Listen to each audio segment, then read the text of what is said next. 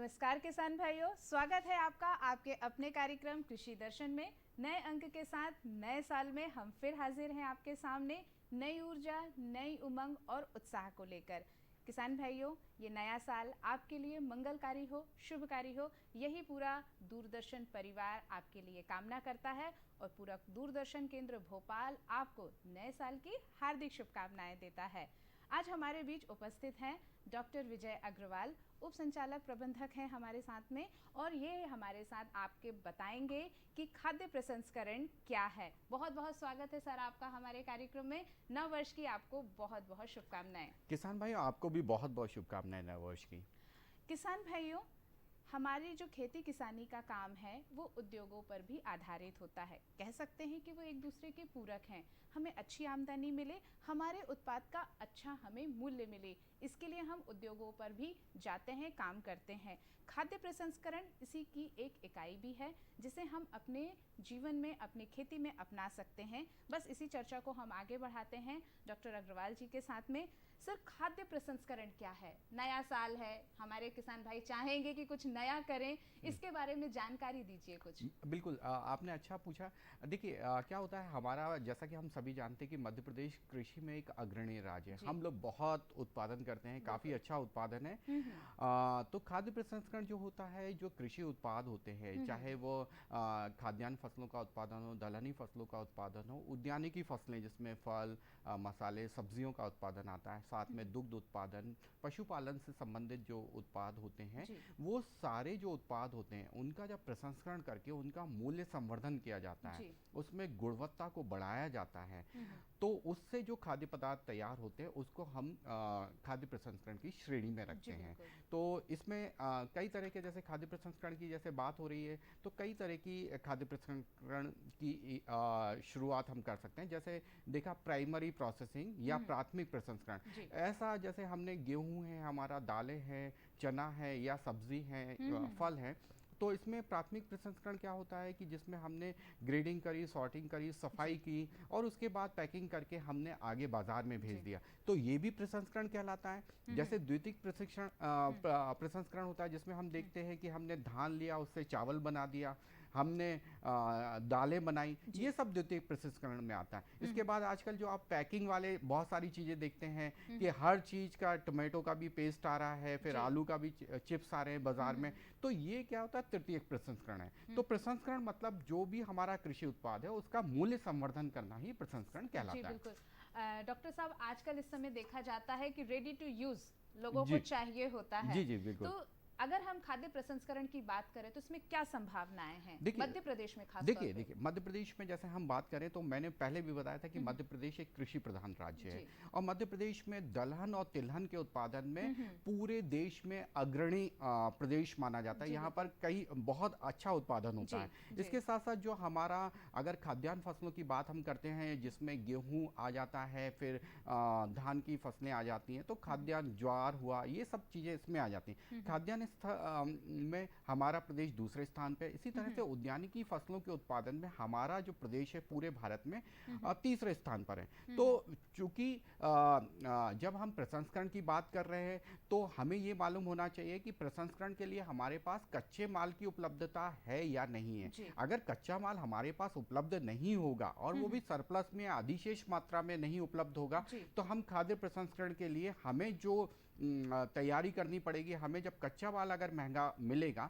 तो वो उद्योग में अधिक लाभ की संभावना नहीं होती। तो पहली चीज हो गई, हमारे प्रदेश में कई सारी चीजों का उत्पादन काफी सारा होता है, सरप्लस माल उपलब्ध है। दूसरा क्या होता है कि कम माल में कच्चा माल, कम रेट में जब कच्चा माल मिलता है तो उद्योगों को एक अच्छा फायदा होता है। तो इसमें ये सारी चीज़ें हमारे पास उपलब्ध है। इसके बाद हमने देखा है कि जब बहुत सारे, जब उद्यानिकी फसलों की बात करते हैं, दूध जैसी फसलों की बात करते हैं, तो इसमें जब हम फसल खेत से लेकर आते हैं तो उसके बाद जब परिवहन करते हैं या बाजार में पहुंचाते हैं तो उस समय भंडारण के दौरान या परिवहन के दौरान काफ़ी सारा नुकसान होता है। तो उससे जो नुकसान होता है किसान का ही नुकसान नहीं है, प्रदेश और राज्य का भी नुकसान होता है। जी। तो अगर हम उसको प्रसंस्कृत कर लेते हैं तो जो नुकसान हमारा 15 से 20% नुकसान है वो नुकसान नहीं होगा।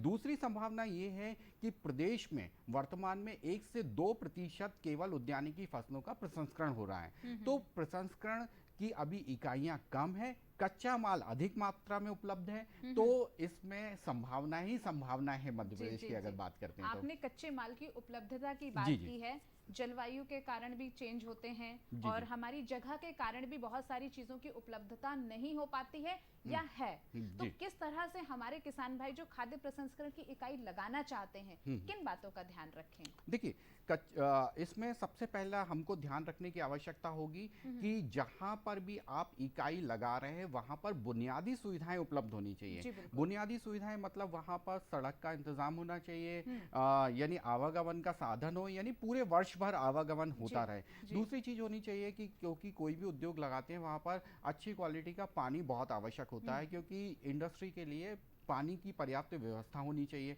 इसके बाद विद्युत का कनेक्शन भी होना चाहिए, विद्युत पर्याप्त मात्रा में मिल रही हो। तो ये तो बुनियादी सुविधाएं हैं वो होनी चाहिए। फिर आप जहां पर उद्योग लगा रहे हैं, जिस उद्योग को लगा रहे हैं वहां पर आसपास में कच्चा माल पर्याप्त मात्रा में मिले, जिससे कि परिवहन की जो लागत होती है वो कम रहेगी, तो कम दरों में हमको कच्चे माल की उपलब्धता होती है। इसके बाद एक चीज और ध्यान में रखनी है कि जो भी आप उद्योग लगाना चाह रहे हैं, प्रसंस्करण का जो भी आप उद्योग लगाना चाह रहे हैं, उससे संबंधित कच्चा माल पर्याप्त रूप में आपको वर्ष भर उपलब्ध रहे। जैसे वर्ष में अगर हम बोलते हैं कि 365 दिन होते हैं, तो लगभग हमारी जो इंडस्ट्री हम जो उसमें इन्वेस्टमेंट करने जा रहे हैं, तो लगभग 300 दिन हमारा जो हमने जो उद्योग लगाया है वो 300 दिन चले। तो इसलिए हमारे पास पर्याप्त मात्रा में कच्चा माल उपलब्ध होना चाहिए। आसपास भंडारण के लिए हमारे पास वेयर हाउसेस, कोल्ड स्टोरेज, इस तरह की भी सुविधाओं की आवश्यकता है। तो हम इन चीजों को पहले आवश्यक रूप से ध्यान रखें। फिर इसके बाद हमको ये भी ध्यान रखना पड़ेगा कि जो किस्में हैं वो प्रसंस्करण योग्य किस्में आसपास में लगी हुई हो। और इसके बाद आप ये भी ध्यान रखें कि हमने उत्पादन कर लिया है, फिर उसके बाद उसको मार्केट भी हमको करना है, क्योंकि एक बार माल तैयार हो गया तो उसको बेचना भी हमको आवश्यक है। तो आपको उन चीजों को भी ध्यान रखना चाहिए कि शहरों के अगर आसपास हमारी इकाइयां होती हैं या जहां से परिवहन के साधन चाहे ट्रेन के माध्यम से हो चाहे रोड ट्रांसपोर्ट के माध्यम से हो, कनेक्टिविटी अच्छी होती है, तो वहां पर उद्योगों को लाभ होता है और जो मूल्य श्रृंखला होती है उसमें किसी भी प्रकार की समस्या नहीं आती। बिल्कुल। खाद्य प्रसंस्करण के बारे में आगे क्या संभावना है, इसकी चर्चा हम आगे भी जारी रखेंगे, लेकिन अभी कार्यक्रम में लेते हैं एक छोटा सा अंतराल। बस अभी उपस्थित हुए।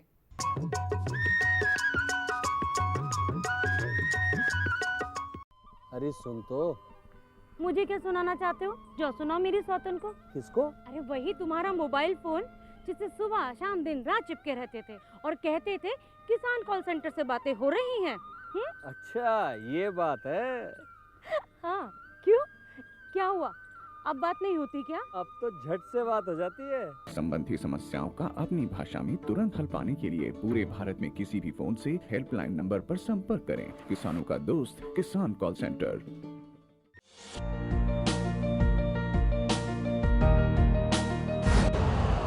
यूरिया का स्वदेशी उत्पादन 70 लाख टन बढ़ाने के लिए 6 उर्वरक संयंत्रों का उद्धार किया जा रहा है। FCIL के गोरखपुर, सिंदरी, तलचर और रामागुंडम संयंत्र, HFCL की बरौनी इकाई और BVFCL की नामरू फोर्थ। सोने पर सुहागा ये है कि देश में अब बनेगा सिर्फ नीम लेपित यूरिया, क्योंकि इससे होगा किसानों का फायदा ही फायदा। अनाज का उत्पादन 10% तक बढ़ेगा। बढ़ेगी 10 से 15% नाइट्रोजन क्षमता।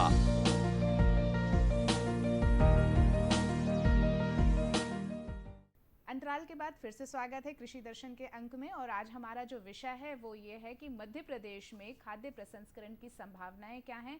हमारे साथ हैं डॉक्टर विजय अग्रवाल, जो उद्यानिकी में विशेषज्ञ हैं और इस पे काम कर रहे हैं। खाद्य प्रसंस्करण की हम बात कर रहे थे। इकाइयों की अगर स्थापना करनी है, हर किसी के पास वो नॉलेज नहीं होता है, ज्ञान नहीं होता है सर, कि वो एकदम से इकाइयाँ स्थापित कर पाए। प्रशिक्षण के लिए क्या संभावनाएं हैं, ये बताएं आप मुझे। देखिए इसमें है ना प्रशिक्षण, देखिए कोई भी अगर हम उद्योग चालू कर रहे हैं तो कोई भी उद्योग रहेगा तो उसमें लागत काफ़ी ज़्यादा आती है।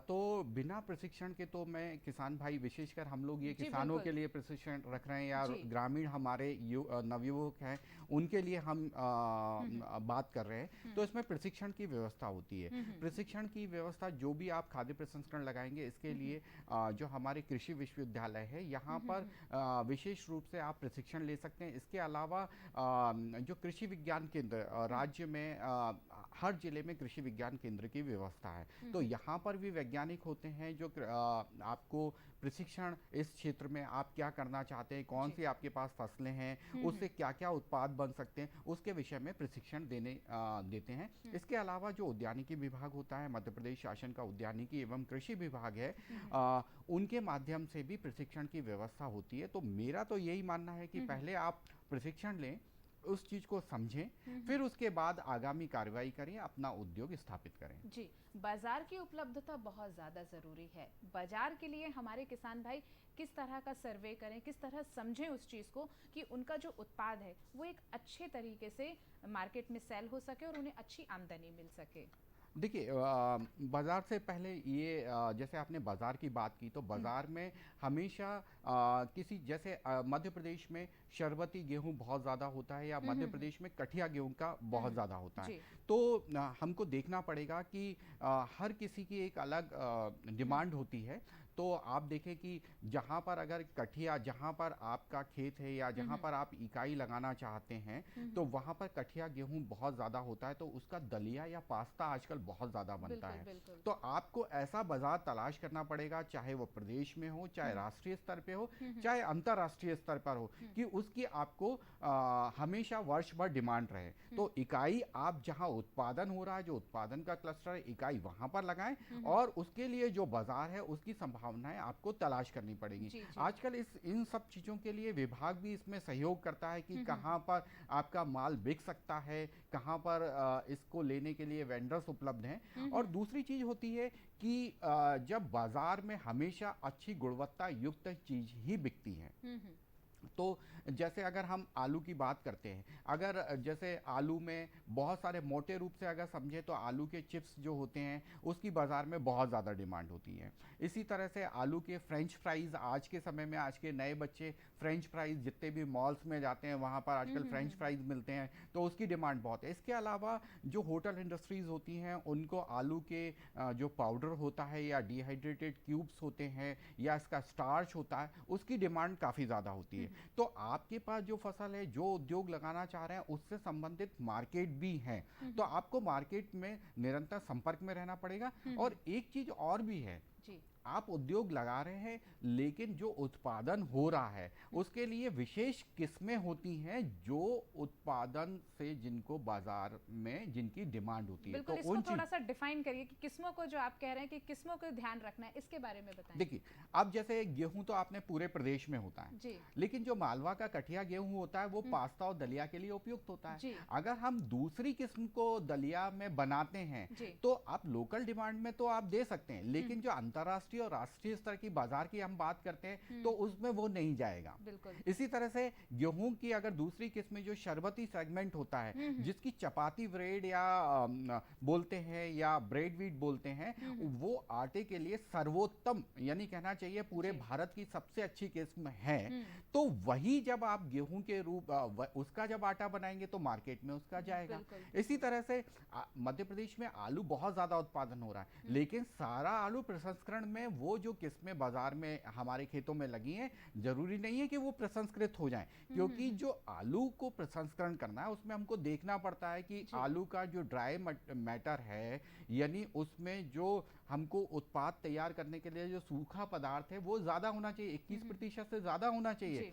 आलू में शुगर का जो रिड्यूसिंग शुगर है वो शुगर का परसेंट या शर्करा कम होनी चाहिए। नहीं तो हमने अगर किसी भी आलू को चिप्स बनाने के लिए उपयोग में लाए तो वो आप देखेंगे कि काला पड़ जाएगा, उसकी क्वालिटी अच्छी नहीं रहेगी। तो जो कंपनियां होती हैं उनकी डिमांड होती है कि हमको इस किस्म का आलू से ही प्रसंस्कृत पदार्थ चाहिए, तो उस चीज का आप जरूर अध्ययन कर लें। इसी तरह से अगर हम टमाटर की बात करते हैं तो टमाटर हमारे मध्य प्रदेश में काफ़ी हम अग्रणी राज्य भी हैं टमाटर उत्पादन में। तो टमाटर की हम जब हर कोई किस्म का प्रसंस्करण नहीं होता, ऐसी किस्मों का प्रसंस्करण होता है जिसमें जो घुलनशील तत्व जो होते हैं, जो टोटल सॉल्युबल सॉलिड्स जो होते हैं वो ज़्यादा हों, 6% से अधिक होना चाहिए, नमी कम होना चाहिए। यदि नमी का मात्रा ज़्यादा है उस किस्म में, तो जब हम प्रसंस्कृत करेंगे तो उससे प्रसंस्करण पदार्थ जो होता है वो कम मिलेगा। जैसे टमाटर का अगर उदाहरण बनाएं तो 1 क्विंटल टमाटर से कम 7 किलो पेस्ट तैयार होना चाहिए। अगर हमारी प्रसंस्कृत वाली किस्म नहीं है तो उससे क्या होगा कि उतना पदार्थ हमको नहीं मिल पाएगा जो कि इंडस्ट्री में चाहिए। दूसरी चीज ये होती है कि टमाटर को प्रसंस्कृत करना है तो उसमें लाइकोपिन कंटेंट या जो लाल रंग आप देखते हैं उसकी ज्यादा होनी चाहिए। टमाटर में बीमारी नहीं होनी चाहिए। ऐसे टमाटर की किस्म होनी चाहिए जो 1 या 2 बार में ही पूरा हम टमाटर निकाल लें, नहीं तो वो 15 यानी 1.5 महीने तक टमाटर तोड़ने पड़ते हैं। एक साथ पूरा टमाटर लाल हो, तो इन चीजों को ध्यान में रखना। इसी तरह से जैसे मध्य प्रदेश में प्याज बहुत होता है तो बात आती है कि हम प्याज की इंडस्ट्री क्यों ना लगाएं। तो प्याज में भी आप देखते हैं कि जो फल एवं सब्जियां होती है उसमें नमी की मात्रा बहुत ज्यादा होती है, जिसमें सॉलिड ज्यादा हो वो किस्में हमको इसमें प्रेफर करनी चाहिए, हमको लगानी चाहिए। नहीं तो अगर जहां पर हमको 1 क्विंटल से लगभग 10 किलो हमें सूखा प्याज मिलना चाहिए और प्रसंस्कृत में अगर हम उस तरह की किस्में नहीं लगाएंगे तो वो 6 किलो या 8 किलो मिलेगा। तो हमने देखा कि हमने माल तो काफी खरीदा कच्चा माल, लेकिन जो प्रसंस्कृत पदार्थ है वो कम मिला हमें, है ना। उसके बाद क्या होता है कि हर देश की या दूसरे प्रदेशों में डिमांड होती है कि हम लाल प्याज को नहीं लेंगे, सूखा पाउडर, या हमें सफेद प्याज चाहिए। तो वो चीजों को भी ध्यान में इसमें रखना पड़ता है। तो विशेषकर जैसे मैंने बोला कि टमाटर हुआ, प्याज हुआ, इसके बाद आपका और दूसरी जो फसलें हैं, इसी तरह से मटर की अगर बात करें, प्रदेश में मटर का बहुत उत्पादन होता है।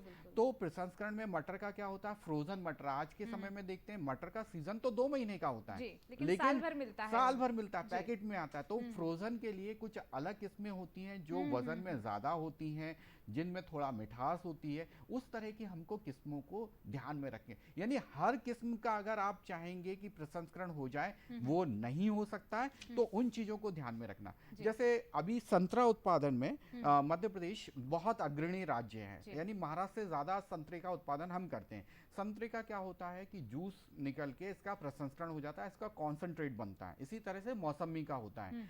तो आज के समय में हमारी कोशिश होनी चाहिए कि अगर हम प्रसंस्करण में जा रहे हैं तो हम ऐसी किस्में लगाएं जिसमें 35% 40% से ज्यादा जूस हो। तो उस तरफ हमको जाना है। धनिये में भी ऐसी बातें होती हैं कि जिसमें ऑयल कंटेंट ज़्यादा हो, जिसमें खुशबू ज़्यादा हो, हल्दी में, इसके साथ साथ लहसुन में या फिर अदरक में जिसमें ऑयल कंटेंट ज़्यादा होता है, ऐसी किस्मों की तरफ हमें किसानों को प्रेरित करना है। माल खराब नहीं होगा तो प्रदेश को भी फायदा होगा, किसानों को फायदा होगा, उनको रेट अच्छा मिलेगा और निश्चित रूप से हमारा प्रदेश तरक्की करेगा। आपने इतनी अच्छी जानकारी दी कि खाद्य प्रसंस्करण में हमारे किसान भाई एक अलग कदम उठा सकते हैं, नया कुछ कर सकते हैं। आपने इतनी विस्तार से जानकारी दी, आप हमारे स्टूडियो में आए, इसके लिए आपका बहुत बहुत धन्यवाद। किसान भाइयों, आपने इतनी अच्छी चर्चा सुनी, इसका लाभ आप आगे भी लेंगे और इसकी आप उपयोगिता को समझेंगे और इसे जीवन में उतारेंगे। लेकिन कार्यक्रम में अभी वक्त है खबरें खेती जानने का, तो आइए देखते हैं पहले खबरें खेती की।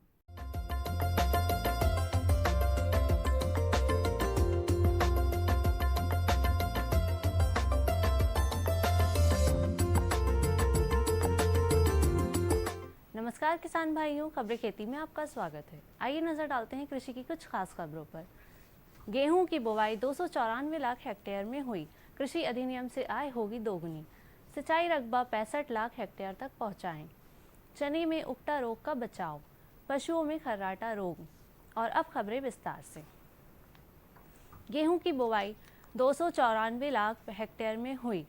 देश में रबी फसलों का रकबा गत वर्ष अब तक हुई बोनी को पार कर गया है। रबी की सबसे महत्वपूर्ण फसल गेहूं की बोनी इस वर्ष रिकॉर्ड बनाने की राह पर है। देश में अब तक गेहूं का रकबा 294 लाख हेक्टेयर हो गया है, जबकि चालू रबी मौसम में सामान्य रकबा 303.28 लाख हेक्टेयर है। देश में अब तक कुल बोनी 564 लाख हेक्टेयर से अधिक क्षेत्र में हो गई है, जो गत वर्ष की तुलना में 25.41 लाख हेक्टेयर अधिक है। कृषि विशेषज्ञों का कहना है कि चालू रबी सीजन में बुवाई बेहतर होगी तथा उत्पादन भी अच्छा होने की उम्मीद है। कृषि मंत्रालय के ताज़ा आंकड़ों के मुताबिक अब तक देश में गेहूं की बुआई का रकबा 294.01 लाख हेक्टेयर हो गया है। रबी में गेहूं का सामान्य रकबा 305.28 लाख हेक्टेयर है। चालू सीजन में गेहूं की बुवाई पिछले साल की समीक्षा अधीन अवधि के मुकाबले 15.36 लाख हेक्टेयर अधिक है। चालू रबी सीजन में गेहूं की रकबे में बढ़ोतरी की वजह मध्य प्रदेश, राजस्थान, गुजरात, महाराष्ट्र, हिमाचल प्रदेश, उत्तर प्रदेश और उत्तराखंड में बुआई अधिक होना है।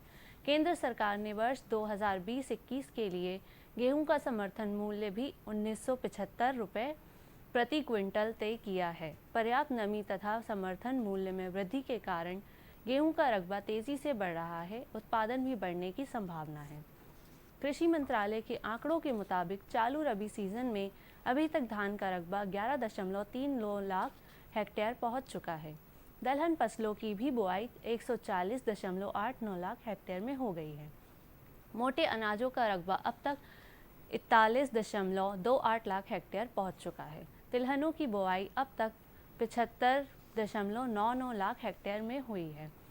कृषि अधिनियम से आय होगी दोगुनी।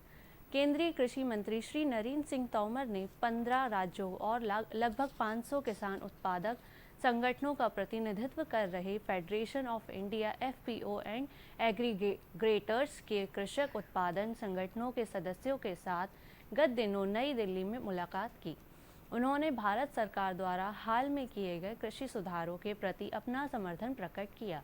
हाल में किए गए कृषि सुधारों में कृषक उपज व्यापार एवं वाणिज्य अधिनियम 2020, कृषि सशक्तिकरण व संरक्षण कीमत आश्वासन और कृषि सेवा पर करार विधेयक 2020, आवश्यक वस्तु अधिनियम के तहत नियंत्रण आदेशों का लचीलापन, 10,000 FPO को प्रोत्साहन के लिए कृषि अवसंरचना कोष और परिचालन दिशा निर्देश शामिल हैं, जो किसानों की आय बढ़ाने के लिए FPO और को अपने बाजारों की स्थापना में समर्थन दे सकते हैं।